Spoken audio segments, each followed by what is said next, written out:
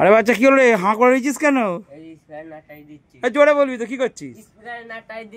স্পিকারের nut tight দিচ্ছিস? আরে বাহ, টাইট মার দেখি একটা, দেখি। বন্ধুরা দেখুন আমাদের অপারেটর সজল ভাই কিভাবে স্পিকারের নাট টাইট দিচ্ছে, ঠিক আছে।